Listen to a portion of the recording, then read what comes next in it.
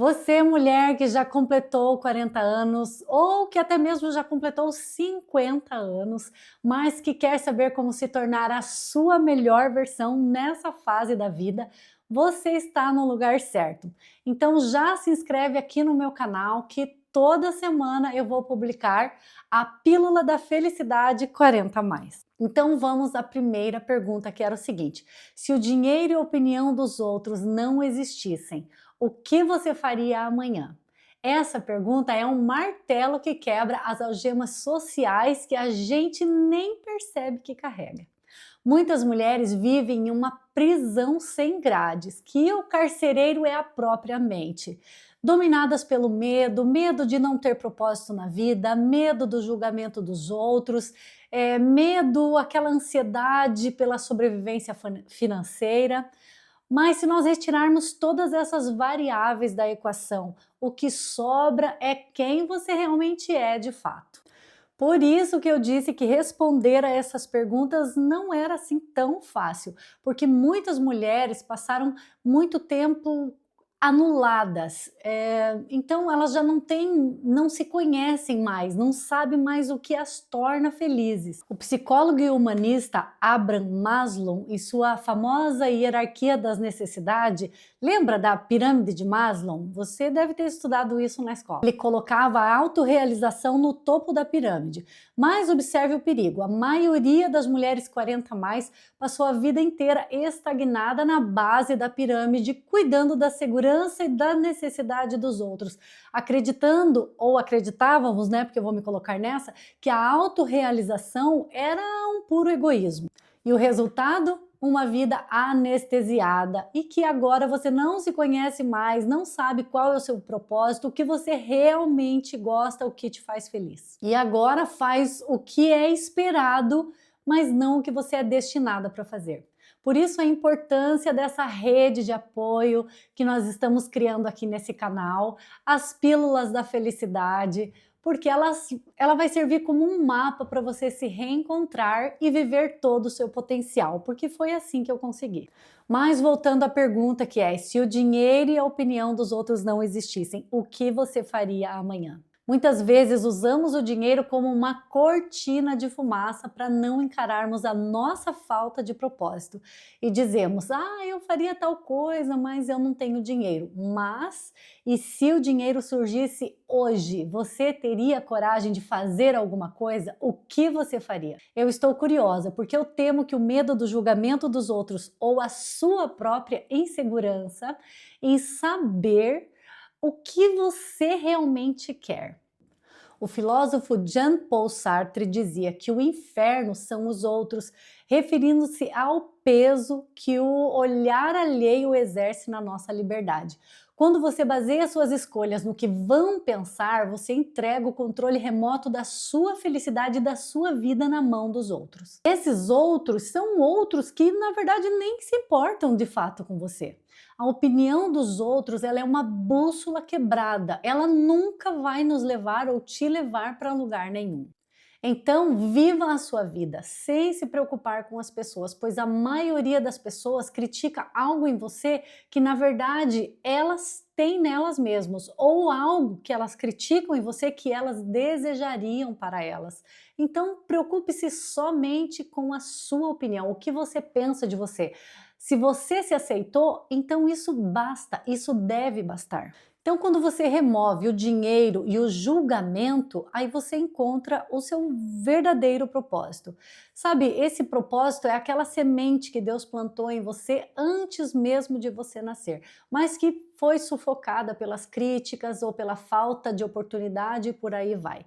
Se a sua resposta a essa pergunta te causa ainda um frio na barriga, se aprofunde mais no assunto, procure ajuda, uma psicóloga, ou o meu conselho sempre para tudo é: tire um tempo a sós com Deus. Ore, peça, porque Ele é o melhor conselheiro. Enfim, você conseguiu responder a essa pergunta? Me conta nos comentários, porque eu estou super curiosa, ou me manda um e-mail e eu vou ter o maior prazer de responder você. Vamos para a segunda pergunta: qual é a área da sua vida que hoje te suga mais energia? Não podemos construir um prédio novo sobre um terreno que está sofrendo constante tremores de terra. Antes de você florescer e se tornar a sua melhor versão, você precisa descobrir onde estão os seus vazamentos. A física nos ensina que a energia ela não se cria, ela se transforma. E a psicologia diz que a nossa energia ela é finita. Se você gasta 80% do tempo tentando tampar buracos emocionais ou resolvendo problemas que na verdade nem são seus, o que sobra para o seu florescimento e para essa sua nova versão? Quantas mulheres desperdiçam energia em coisas que nem vão dar em nada, brigas inúteis, principalmente tentando mudar a vida dos outros, do marido, dos filhos, às vezes até briga com parentes, sogras, etc. Mas anote isso: o lugar que você mais tem liberdade de trabalhar e fazer mudanças é dentro de você mesmo. Não perca tempo com os outros, foque em você. Se algo tem que mudar, se algo precisa mudar, tem que começar em você. Você é o seu maior projeto, você é o seu maior investimento. Sempre será assim. E eu tenho certeza, e você mesmo verá, que quando você parar de tentar os outros e transformar a você mesmo, tudo em sua volta acompanha a mudança. Eu sou prova disso, eu vivi isso na minha pele. O autor Tony Schwartz, em seu livro The Power of Full Engagement, o poder do envolvimento total, ele argumenta que a questão da energia e não do tempo é a chave para a sustentabilidade de uma vida boa, feliz e fluida. E ele divide a nossa energia em 4 fontes: física, emocional, mental e espiritual. Se uma dessas áreas está sendo sugada, o sistema inteiro entra em colapso. Ou seja, se a sua resposta for: o meu relacionamento está me sugando energia, minhas amizades, você está sofrendo de um dreno emocional. É muito importante que você identifique o problema e resolva primeiro antes de você seguir tentando fazer outras coisas. O psicólogo Daniel Goleman, pai da inteligência emocional, explica que manter-se em ambientes ou relações tóxicas coloca o cérebro em estado de alerta total. Ou seja, ele fica como se ele estivesse sempre em fuga, sempre é um estresse crônico. E ele libera o cortisol, o que literalmente envelhece as suas células e nubla a sua mente. Você fica incapacitado de pensar e de ter novas ideias e de ser criativo, resolver coisas até mesmo simples e etc. Então analise a sua vida, o seu ambiente. Se você estiver em uma condição emocional que está te maltratando, procure ajuda. Não espere adoecer para tentar agir. O melhor momento para você mudar é hoje, é agora. Muitas vezes o que nos suga a energia não é um grande problema, mas é uma avalanche de pequenas coisinhas não resolvidas. Mágoas do passado. Eu até vou reservar um momento para nós só falarmos de mágoa, pois eu acredito que é um assunto inesgotável entre nós mulheres. Quantas mulheres sofreram, né, abusos emocionais, físicos, com pai, irmãos e etc. Então é necessário tratar o assunto. Quem sabe eu vou analisar, eu vou amadurecer mais o assunto, mas eu convido uma psicóloga para nós fazermos como se fosse uma live.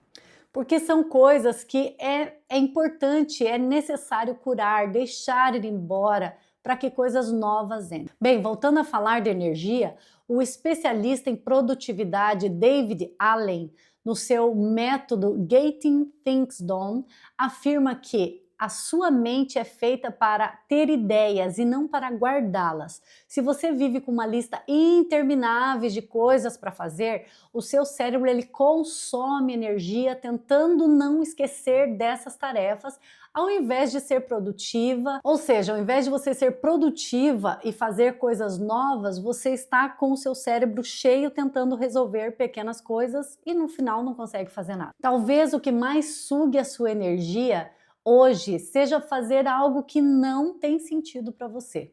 O psiquiatra Viktor Frankl, autor de Em Busca de Sentido, um livro muito interessante, mas é muito triste. Enfim, ele descobriu que o ser humano consegue suportar quase qualquer tipo de sofrimento se houver um propósito, um sentido por trás dele. Mas quando você gasta a sua vida em um trabalho ou uma rotina que te anestesia, enfim, que a sua alma fica para baixo, que você não vê sentido naquilo, você sente uma exaustão existencial. E não existe sono que cure o cansaço de uma vida sem propósito. Pare e analise. Ao final do dia, você se sente cansada ou você se sente realizada? Existe um cansaço bom de quem trabalhou no que ama e se empenhou, e existe um cansaço vazio de quem apenas carregou o mundo nas costas e que, na verdade, sente que não chegou a lugar nenhum. Se você identificou que sua vida familiar, ou seu trabalho, ou a sua desorganização financeira, talvez, é o que mais suga, aceite o diagnóstico sem culpa. Você não pode mudar aquilo que você não admite. E depois de admitir, comece a trabalhar nisso, pois você é o seu maior investimento, investimento de tempo, de energia e de tudo mais. Bem, meninas, por hoje é tudo. Continuaremos na próxima semana, explorando ainda o assunto das perguntas, porque eu acho que é muito interessante. E boa semana a todas, e qualquer coisa me escrevam, vou deixar o meu e-mail aqui. Será um prazer falar com todas vocês.